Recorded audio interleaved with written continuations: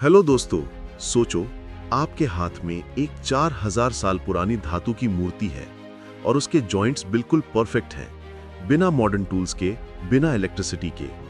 क्या आप सोच सकते हो कैसे? आज हम खोलने जा रहे हैं एक पुराना राज, एंशिएंट सोल्डरिंग टेक्निक्स, एक ऐसी कला जो 4000 साल पुरानी है लेकिन आज भी मॉडर्न इंडस्ट्री में यूज होती है। चलिए दोस्तों, चलते हैं एक सफर पर, समय के पीछे, उन युगों में जहां मेटल वर्किंग सिर्फ कला नहीं, एक जादू थी। Part 1, journey to the past, the birth of soldering. सबसे पहले बात करते हैं सोल्डरिंग के जन्म की। सोल्डरिंग एक प्रोसेस है जिसमें दो मेटल्स को हीट और फिलर मेटल के जरिए ज्वाइन किया जाता है। आज ये इलेक्ट्रॉनिक्स और इंजीनियरिंग में कॉमन है, लेकिन इसका जन्म हुआ था 4000 साल पहले। एविडेंस मिला है मेसोपोटामिया, इजिप्ट और इंडस वैली सिविलाइजेशन में। आर्कियोलॉजिस्ट्स को ब्रॉन्ज टूल्स, ऑर्नामेंट्स और स्टैचूज मिले हैं जिसमें सोल्डरिंग का यूज हुआ था, और सबसे हैरान करने वाली बात, उनके जॉइंट्स परफेक्टली सील्ड थे। इसका मतलब है उन समय के लोगों के पास मेटलर्जी की साइंटिफिक अंडरस्टैंडिंग थी। उन्हें पता था कौन से मेटल को कौन से टेम्परेचर पे मेल्ट करना है और कैसे उसे ज्वाइन करना है। Part 2, the ancient technique, how did they do it. अब सवाल यह है, जब ना इलेक्ट्रिसिटी थी ना गैस टॉर्च, तो एंशिएंट लोग सोल्डरिंग कैसे करते थे? उनके पास था चारकोल फर्नेसेस जो 1000 डिग्री सेल्सियस तक हीट जनरेट करते थे, हैंड बेलोज जो एयर प्रेशर से फ्लेम और हॉट बनाते थे, फिलर मेटल जैसे copper plus tin, bronze solder या सिल्वर बेस्ड अलॉयज, फ्लक्स जो नेचुरल मटेरियल्स जैसे बोरैक्स, एनिमल फैट या प्लांट रेजिन जो ऑक्सीडेशन रोकता था। प्रोसेस कुछ ऐसा था, दो मेटल पीसेस को साफ करके क्लोज कांटेक्ट में रखा जाता था, उनके जॉइंट्स पे सोल्डर अलॉय लगाया जाता था, फ्लक्स अप्लाई करके उन्हें फर्नेस के फ्लेम में हीट किया जाता। जब सोल्डर मेल्ट होता, वो जॉइंट्स के गैप में जाके सॉलिडिफाई हो जाता एक स्ट्रॉन्ग बॉन्ड के साथ।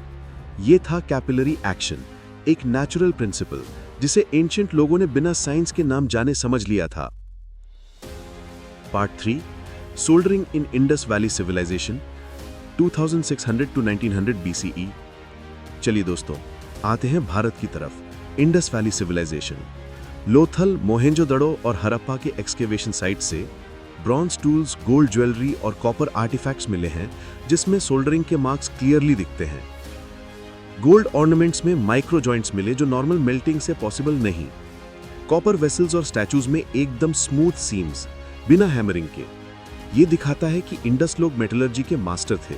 उनके पास प्रिसाइज टेम्परेचर कंट्रोल और मटेरियल नॉलेज थी। उन्होंने फ्लक्स के लिए प्लांट रेजिन और ऐश मिक्सचर्स का यूज किया।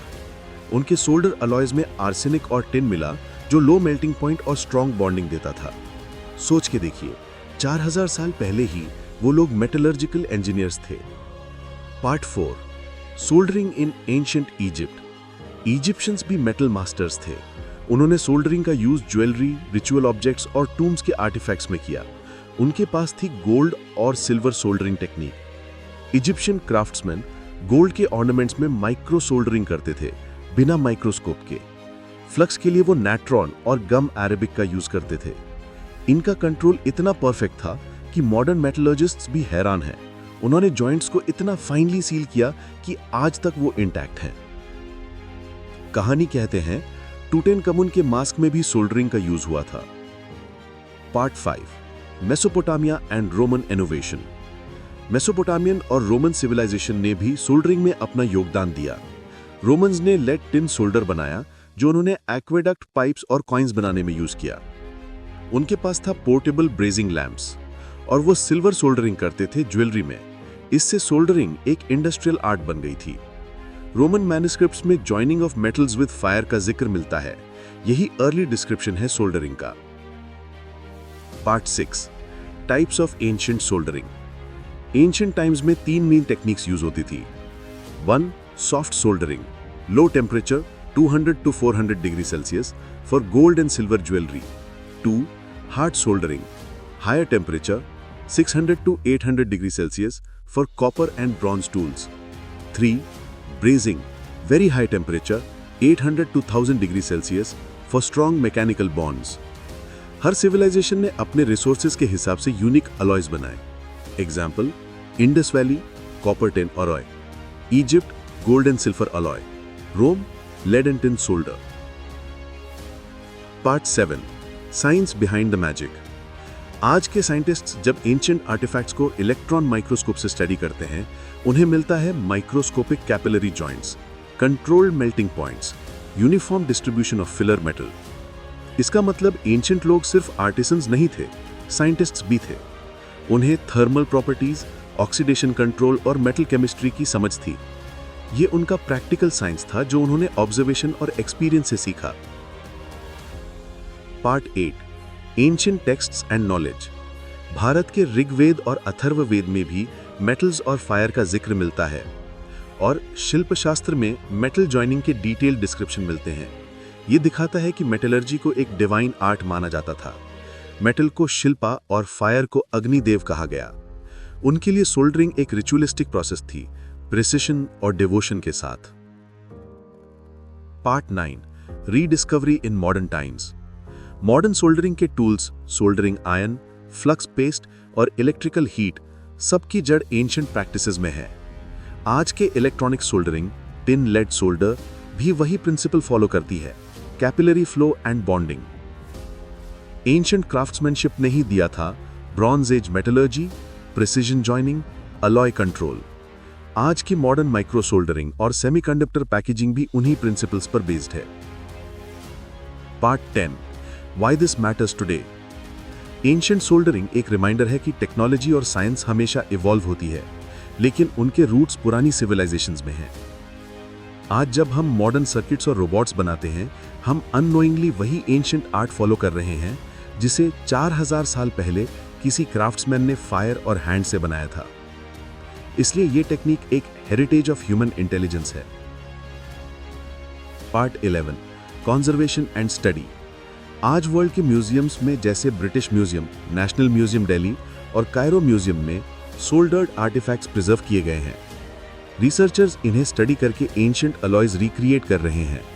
उनका गोल है समझना कि बिना मॉडर्न टूल्स के उन्होंने इतना प्रिसिजन कैसे अचीव किया, और कुछ लैब्स ने तो एंशिएंट रेसिपीज से रेप्लिका ऑर्नामेंट्स भी बनाए हैं और रिजल्ट्स ऑलमोस्ट सेम आए हैं। Part 12, legacy of the fire masters. ये कहानी है उन एंशिएंट मेटल वर्कर्स की जो बिना डिग्रीज के भी ट्रू इंजीनियर्स थे। उन्होंने हमें सिखाया परफेक्शन टूल्स से नहीं, समझ और पेशेंस से आती है। उनकी कला ने हमें दिया फाउंडेशन जिसमें आज का इलेक्ट्रॉनिक्स, एरोस्पेस और नैनोटेक खड़ा है। उन्होंने फायर और मेटल से लिखा था सिविलाइजेशन का future. Part 13, take away message. दोस्तों, जब भी आप सोल्डरिंग आयरन उठाते हो या कोई सर्किट बोर्ड देखते हो या एक एंशिएंट ज्वेलरी एडमायर करते हो, याद रखिए उसके पीछे एक 4000 साल पुरानी कहानी है। एक कहानी ह्यूमन क्यूरियोसिटी, साइंस और कला की। एक कहानी जो कहती है इनोवेशन सिर्फ फ्यूचर में नहीं होता, कभी कभी वो पास्ट से आता है। कंक्लूजन। तो दोस्तों, ये था 4000 साल पुराना राज एंशिएंट सोल्डरिंग टेक्निक्स का। एक कला जो वक्त से परे थी और जिसका असर आज भी हमारे जीवन में है। अगर आपको ये वीडियो पसंद आया तो लाइक कीजिए, शेयर कीजिए, सब्सक्राइब कीजिए, ताकि हम और भी एंशिएंट साइंस के राज आप तक ला सकें। और याद रखिए, साइंस सिर्फ लैब्स में नहीं, हिस्ट्री के पेजेस में भी छुपी है।